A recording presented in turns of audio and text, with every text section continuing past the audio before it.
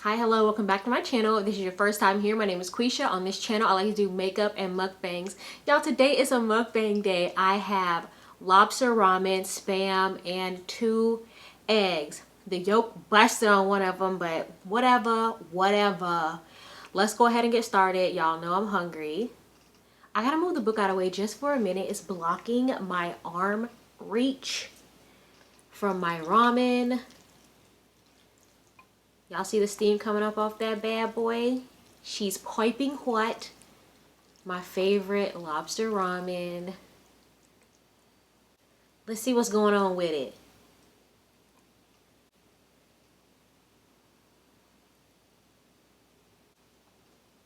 Yes.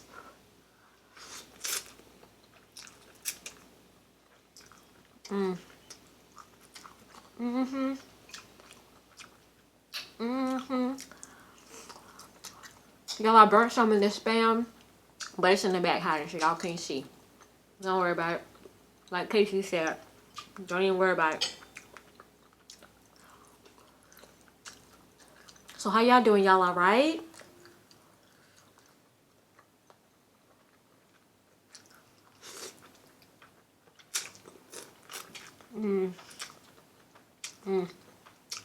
This is so good.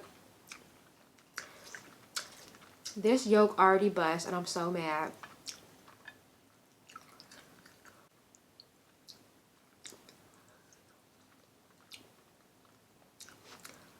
I was trying to be so careful cooking those eggs too. I knew I shouldn't have tried to flip it. Now we got some wine on deck. Because dry January is over, baby. Cheers to that. I made it, y'all.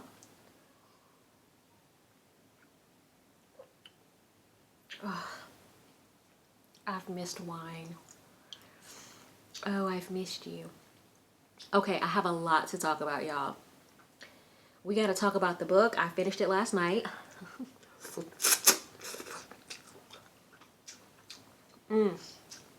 Those need a little bit of salt, but I'm not gonna add salt because the spam is salty, so this is the book I've been reading for the past couple of months. It's called Truly Madly Guilty. If you haven't been following along with some of my previous mukbangs, I'm going to go ahead and bring you up to speed very quickly. So the book is basically about a dramatic event that happens at a barbecue between 3 couples, and we don't know. You know, when you first start reading, you don't know what happened at the barbecue, so.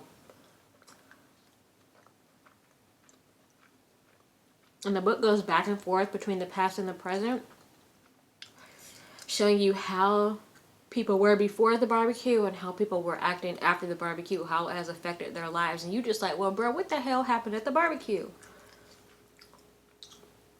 So turns out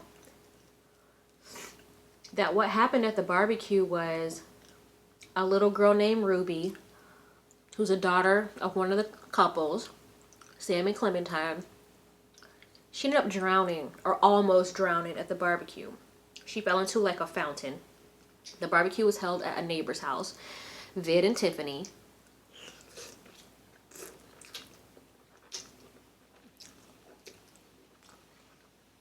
And they have a 12-year-old daughter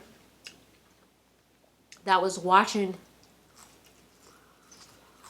Ruby and her daughter, Ruby and her sister Holly, up until a certain point. She technically wasn't responsible for watching the girls, but they were like, oh, will you mind watching the girls for a little bit while we go chat? She said, okay, I'll watch it for a little while. They said, don't feel obligated. She was like, all right, shoot.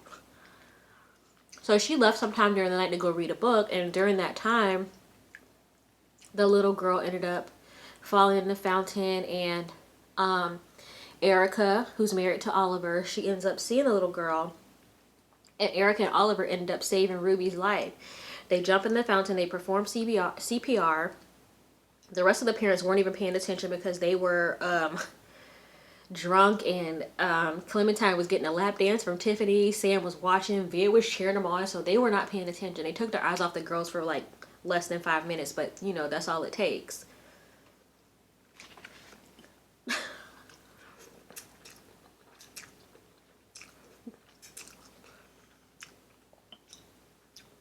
So since the barbecue, that event changed everybody's life.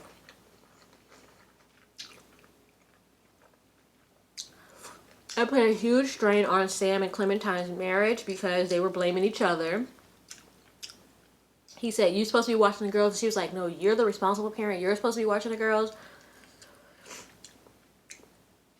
So the way that it was leading up to, it made it seem like they were going to get a divorce. It was really looking that way.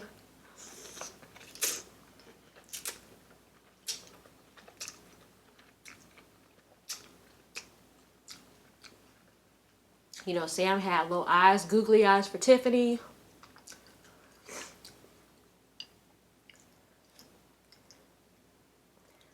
Y'all, I might need to get a fork because I'm ready to scoop that one yolk piece up.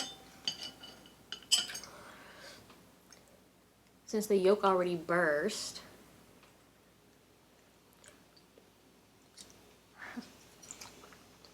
Still a little yolk in there.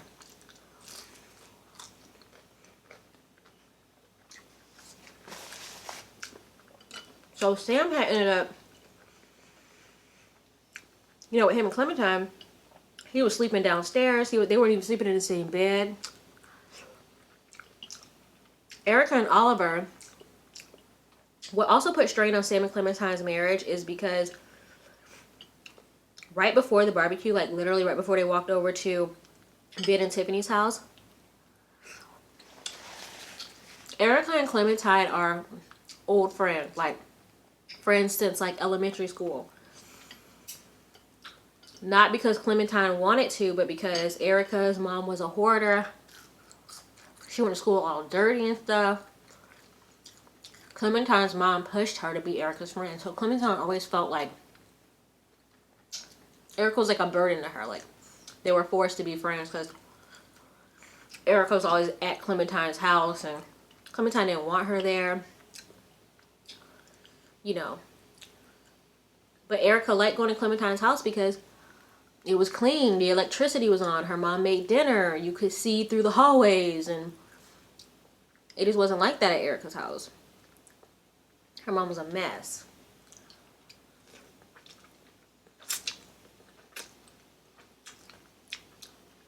But somehow they were still friends.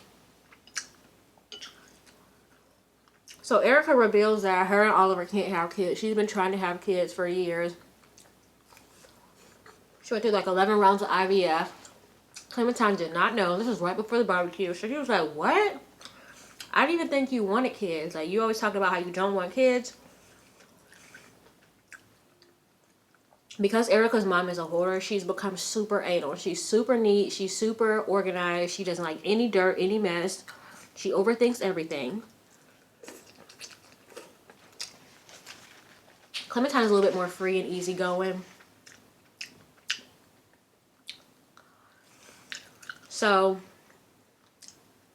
the day of the barbecue, out of the blue, because Clementine didn't even know Erica wanted kids, Erica and Oliver asked Clementine would she mind donating her eggs. And she was like, "What?" They're like, "All right, chop chop, let's go to the barbecue." She didn't have time to really even respond. She was just basically like, "I'll think about it." But it like took her back. So, you know, that's a big deal. They went over to the barbecue, and on her mind the whole time, she was like, "What is going on with Erica? I can't believe she even wants to have kids, and she wants me to donate my eggs." Like, so they end up going upstairs to change their daughter's diaper, and Erica like sees that they left the diaper bag, and she goes upstairs to take them the bag, and she overhears them talking about it. Clementine is not with it. She's basically saying like, "I don't want to do this. What if the kids look like me?"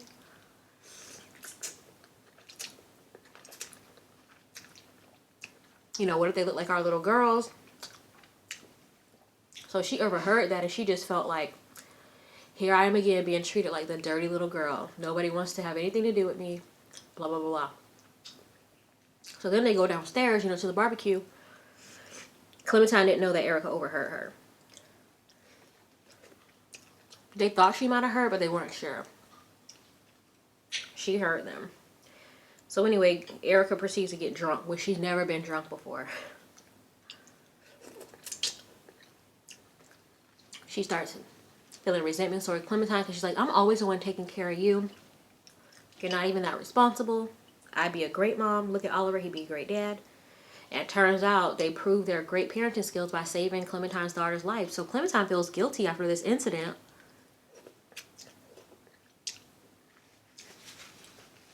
And she's like, you know what? I am going to donate my eggs. I am going to step up. And Eric was like, you don't have to do it just because we saved your daughter's life. I feel like that's why you're doing it.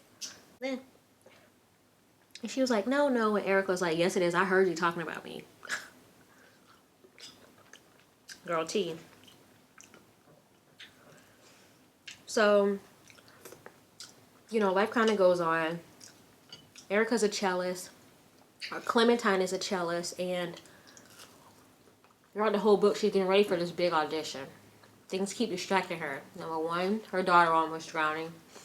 Her marriage is going down the drain. Her friend wants her to donate her eggs.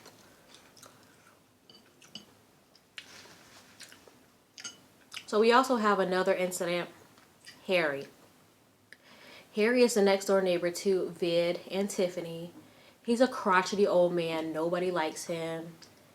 He's just always complaining. He kicks Vid and Tiffany's dog. He's just super mean. Everybody's like, what is wrong with him? So Harry ends up dying the night of the barbecue, but nobody found out for like weeks later because, you know, all the drama going up with the barbecue. And out of nowhere, Oliver was like, let me go check on him. So Oliver ends up going over to Harry's house with Tiffany.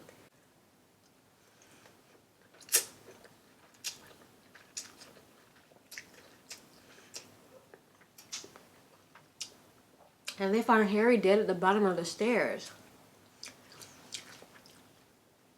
So that happened early on in the book. The whole time I'm like, his death is, they keep bringing it up, so there has to be something going on with it. So it turns out what really happened, how Harry died, because I thought somebody pushed him. And they said the way he died, it just didn't look, it didn't really make sense. He just looked too put together. But, so here's what happened. Towards the end of the book, we get one little snippet. Because the book is always told from everybody's point of view. The one time we get Harry's point of view is to find out how he died. So y'all, let me tell y'all how Harry died.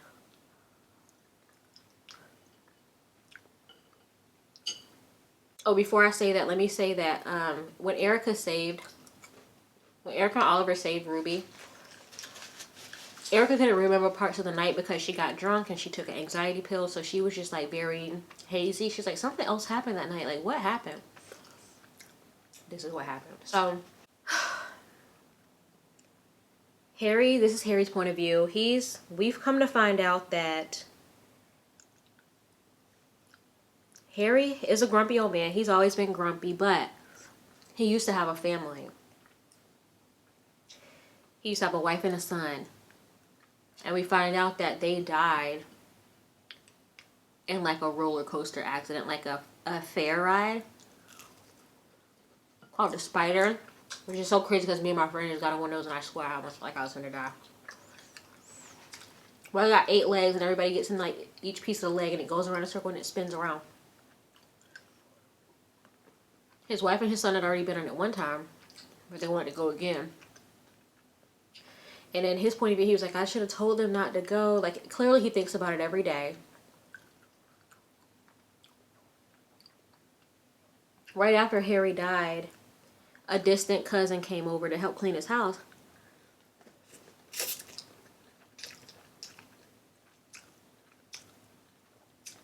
And he was like,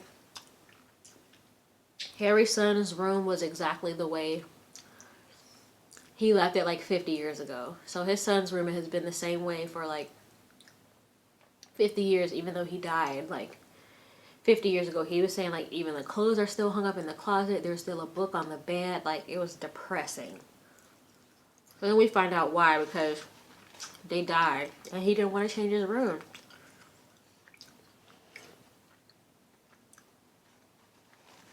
But he was just like, I should have stayed grumpy. I should have stayed me. Because if they would have listened to me if I was so grumpy, They wouldn't have got on that ride and they would still be alive. I felt so bad. He was saying how he takes such good care of his body. He used to run every day, but now he started feeling old. He could barely get up the stairs. So he climbs the stairs. He's like, what did I come up here for? Child. He's like, all that dang music. I hear the neighbors playing all that dang music from the barbecue.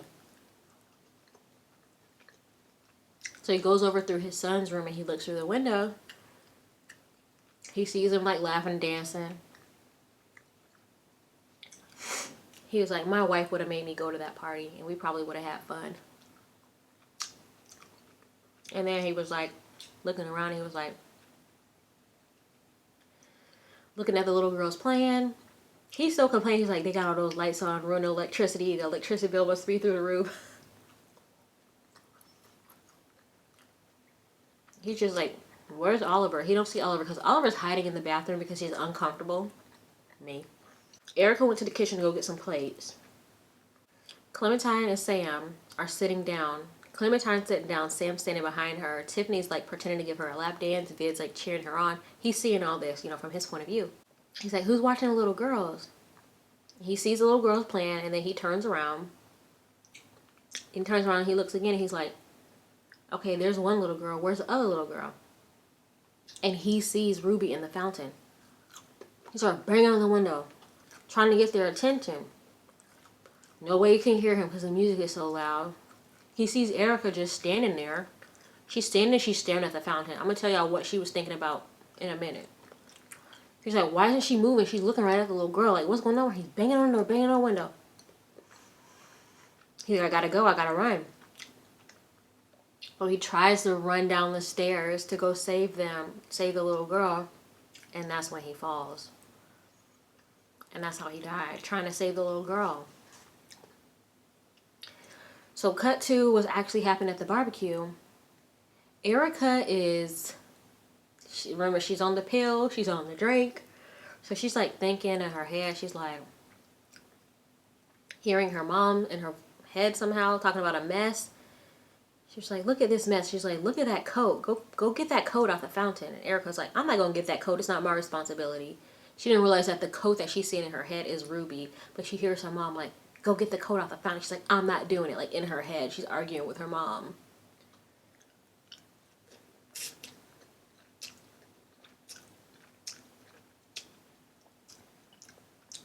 Somehow she ends up like looking over. She looks at Harry and she sees him pointing. And she looks over and she sees the little girl. She drops the plate. She runs over. Oliver hears her screaming. He runs out the bathroom. And that's when they go save her. She ends up living. But it's just crazy that that's how Harry died. Get this one whole yolk bite. Do y'all want to see the yolk? I'm going to ruin it. Oh well. I'll do it for the video. Y'all see that?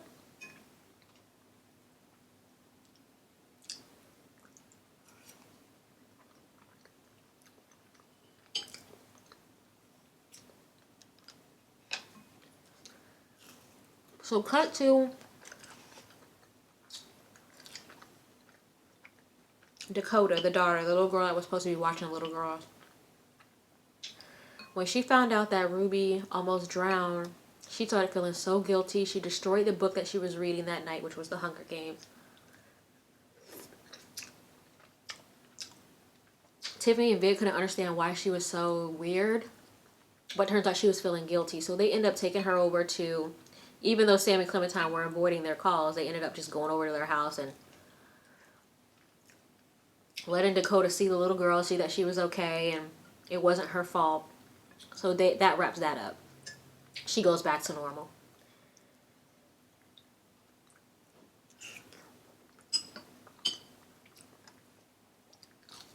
Jam and Clementine.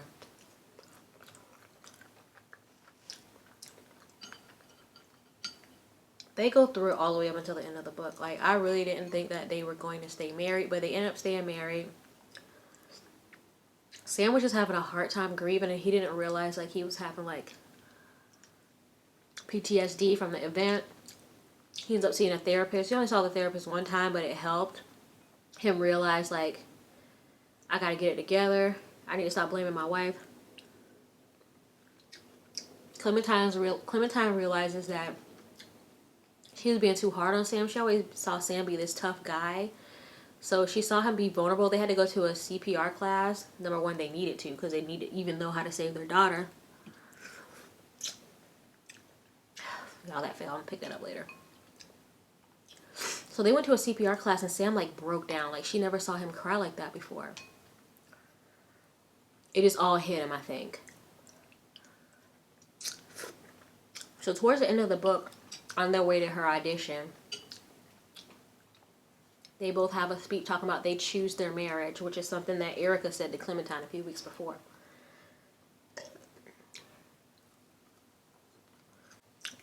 Erica ended up telling Clementine that they don't want her to donate her egg. They didn't want her to get involved because they knew deep down she really didn't want to do it. And also they just didn't want that to be a part of their dynamic. So they ended up just tabling the situation. They said, we'll find another donor. We don't want it to be you. Which I think was a good idea. So towards the end of the book, Sam's driving Clementine to her final audition, this big audition. And they have this huge conversation where basically they just pretty much apologize to each other. And he says he's going to start sleeping back in the bed. And, you know, she ends up, acing her audition. So she gets this huge job and everything's good with him. So, y'all, I'm out of noodles.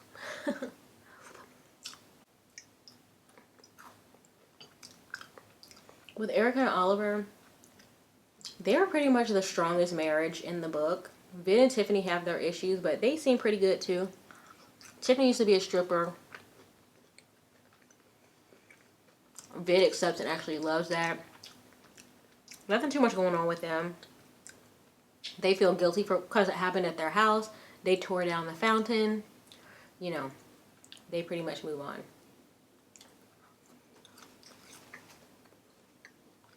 Erica and Oliver's like cleaning something one day and he finds a suitcase like hidden in the attic somewhere. He's like, what is this suitcase? He opens the suitcase up and it turns out like Erica has a secret. You know, her mom's a hoarder, but this is her little secret. This is her little hoarding spot. Turns out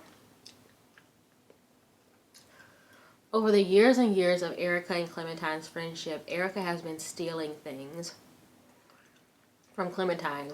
Like, even when they were little, she stole like a necklace. She stole things from their daughters. Throughout the book, you keep hearing Clementine and Sam looking like, where's Ruby's shoe? Where's her shirt?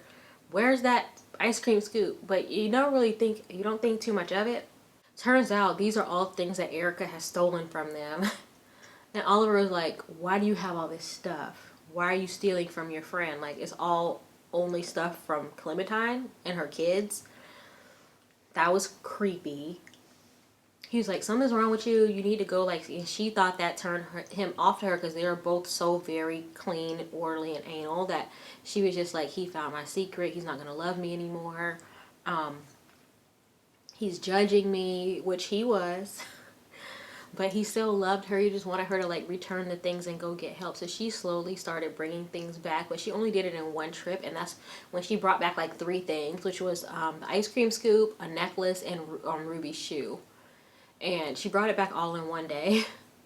Clementine didn't realize because she's just like oblivious. But that's when they had that speech about Erica told Clementine, like, I choose my marriage, because Clementine was like, but you say don't want kids. She was like, I don't, but my husband does, and I choose my marriage. So if that's what he wants to do, that's what we're gonna do. And so that's when Clementine realizes what she meant when she said she chooses her marriage. So fast forward. So Oliver realizes, we probably aren't gonna have our own baby. It would take them, they just don't want to go through the process of finding a donor. And they just realize, like, throughout the whole book, people keep mentioning, or it keeps being mentioned, that they would be such good parents because they both come from such terrible households. Oliver's parents were alcoholics. Erica's mom was a hoarder, so they both kind of had it pretty tough growing up. They both pretty much had to be like super adult and independent and responsible. So everybody just keeps mentioning, or it keeps being mentioned, that they would just be the really good parents. So Oliver started doing research, of course, and he came to the conclusion, him and Clementine, or he and Erica sat down for like a dinner or a lunch at the end of the book, and he was just like, you know what? He said, I think we would be really good foster parents to older kids that are troubled, because we know what it's like growing up troubled. He was like, it would be a challenge for us, but I feel like we're really good. We're very equipped. We'd be really good at it. And I think we should take it on. And at first she was like, no. But then she thought about it, and she thought about flashbacks of when she was growing up, how pretty much Clementine's mom was a foster mother to her. They took her in, they cleaned her up, they took her on vacations with them, they taught her how to drive, they taught her how to be like a lady, nothing, things that her mother didn't do. And she was like, basically, she knows how to do that because that's how she was taught and that's how she grew up. And she was like, you know what, I think we can do it. So that's pretty much how it wraps up. All the couples pretty much get back to somewhat of a normality. With Sam and Clementine, they go through this rocky point of blaming each other and this stress, but at the end of it, they are able to come together and be a family again, even though they almost didn't make it. Their daughter almost didn't make it, but in the end, everybody turned out fine. Oh, hold on. I forgot to tell y'all how Ruby fell into the fountain. This was one of the last chapters, the second before the last chapter. So, Clementine's mom, they flash back to the night of the barbecue. Clementine's mom, the grandma, goes over to Erica and Oliver's house to pick up Holly because they let her stay at their house while everybody went to the hospital to go check up on Ruby. So the grandparents go over to pick up Holly because, they figure Oliver and Erica are tired. And y'all, so Holly, they take Holly back home. She's so tired and exhausted. They're putting her to bed. And the grandma says she wakes up out of nowhere and she goes, is Ruby dead? And she was like, no, Ruby's not dead. She's okay. And Holly says, I just want to make sure she's not dead because it's my fault. And the grandma's like, what are you talking about? It's your fault. And she was like, I pushed Ruby. The girl was like, what do you mean you pushed Ruby? She was like, I pushed her in the fountain. She stole my rocks. Holly had this little purse of rocks that she carried around with her. And Ruby wanted to play with the rocks. So they were playing back and forth. And Holly snatched the rocks out of her hand. And she said she was just so mad at her for stealing her rocks that she pushed her in the fountain. I was like, what? She pushed the girl? So she pushed the little girl down the fountain. She pushed the girl in the fountain. And the grandma was like, who did you tell about this? And she was like, I only told Oliver. And she's like, so what did Oliver tell you? And she just said, Oliver told me to apologize to Ruby and don't tell anybody and it'll be our little secret. And the grandma was like, she don't really know how to feel about that. But she was like, Oliver doesn't have kids, so he doesn't know. But that's how Ruby fell into the fountain. Everybody was wondering how she fell into the fountain. And that's how she fell. Her sister pushed her in the fountain. So yeah, so that's pretty much everything, like, the high points of everything. I do like the book. I feel like it could have been a little bit more going on. I've read way more dramatic books than this. I thought it was going to be like really on and popping because, like I said before, this author wrote Big Little Lies. If y'all haven't watched Big Little Lies on HBO, I highly recommend it, especially the first season. Like, Big Little Lies had me on the edge of my seat. I was like, well, what is going on? So I just thought it was going to be like along those lines. I mean, it was still really good, and the way it wraps up everything was good. I did enjoy the book. But the most dramatic book I've read so far was Gone Girl, and I read that before the movie. So if you have not seen the movie Gone Girl, please read the book first and then go watch the movie. There was so much left out of the movie, but they do that anyway. But that book, I was screaming when I read Gone Girl. I was like, what the hell? So yeah, so that wraps up this book, y'all. I hope you enjoyed my synopsis. I hope I didn't leave anything out, but I pretty much hit all the high points. There was little things here and there, but it really wasn't pertinent to the story, so I really didn't feel like it was worth mentioning. So y'all, that's it. I hope you enjoy this mukbang. All I have left is the spam. I ate the eggs, I ate the noodles, I tore it up. The spam is good, but honestly, it's a little too salty for me. I can't just eat those pieces. It's too salty. If I had it with the rest of the food, I would have finished it, but I can't do it, y'all. I can't do it. So in my next mukbang, I will show y'all the book that I'm gonna read, because I'm torn between ordering a new book or reading one of the books I have here. I feel like if I feel like I might want to order a new book, because I feel like that was going to be a little bit more interesting to talk about than the one that I already have. So once I get that book, I will tell y'all what book it is, so maybe y'all can pick it up. It's like $6 on Amazon, so, or you can go get it at the library. So we can read it along together, and y'all, we can talk about it in the comments. I just want a little book club, that's all. I just want to be in a book club, so I just figure why not make my own, and we talk about it over food and drinks, of course. But y'all, that is it for this mukbang. If you had a good time, if you like ramen, spam, or eggs, like this video, share it with everybody you know, and I will see you in the next video. Bye.